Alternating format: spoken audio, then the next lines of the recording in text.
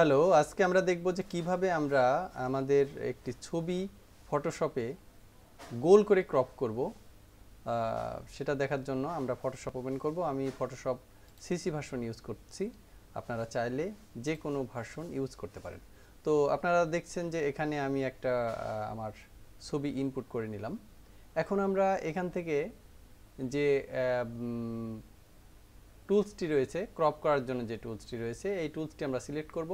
তো এখানে লক্ষ্য করুন, রাইট বাটন যদি আমরা ক্লিক করি তাহলে এখানে স্কোয়ার ফরম্যাটে ডিফল্টলি থাকে।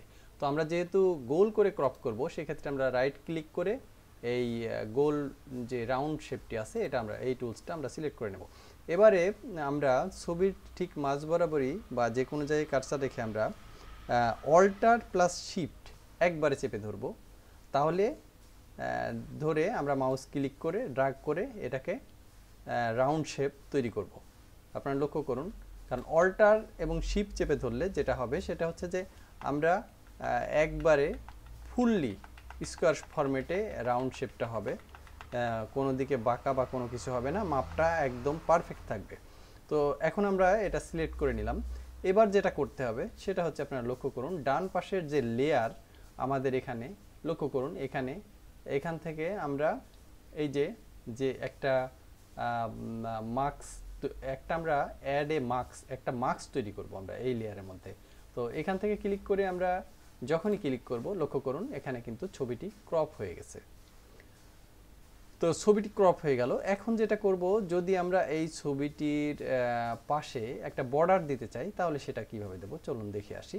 তো আমরা এখান থেকে এফএক্স যে বাটনটি রয়েছে, মার্কস যেখানে করলাম, লক্ষ্য করুন তার আগে আমরা এই ছবিটি আগে সিলেক্ট করে নেব। এখান থেকে লক্ষ্য করুন, এখানে যদি আমরা মার্কসটি সিলেক্ট করি তাহলে মার্কসের উপরে বর্ডার হয়ে যাবে, যার কারণে আমরা ছবিটি পিকচারটা সিলেক্ট করব, করে আমরা এফএক্স বাটনে চাপ দিয়ে এখান থেকে আমরা স্ট্রকে ক্লিক করব। লক্ষ্য করুন, এবারে এখানে আমরা ব্যাকগ্রাউন্ডটার যে বর্ডারটা দিব, বর্ডারের কালার কিভাবে আমরা চুজ করব সেটা আমরা এখান থেকে দেখে নেব। এখানে আমরা হোয়াইট দিতে পারি, অথবা আমরা আমাদের পছন্দ অনুযায়ী যে কোনো একটি ব্যাকগ্রাউন্ড আমরা সিলেক্ট করতে পারি, আমরা ব্লু দিতে পারি। তো এখানে লক্ষ্য করুন, এখানে কিন্তু অপাসিটি রয়েছে। আমরা যদি এখানে হালকা ট্রান্সপারেন্ট দিতে চাই তাহলে আমরা এখানে অপাসিটি সিলেক্ট করে নেব, আর না হলে অপাসিটিতে আমরা এখানে 100% দিয়ে দেবো সলিড রাখতে চাইলে। আর এখান থেকে আমরা বর্ডারের যে সাইজ, অর্থাৎ এখানে কম বেশি করতে হলে এখান থেকে আমরা বাড়িয়ে কমিয়ে এই বর্ডারটা অ্যাডজাস্ট করে নিতে পারবো। তো অ্যাডজাস্ট করে আমরা আমাদের ইচ্ছা অনুযায়ী এখান থেকে করে নিব। আর এখান থেকে আমরা হালকা অপাসিটি ব্যবহার করলেও করতে পারি, না চাইলে আমরা না করব।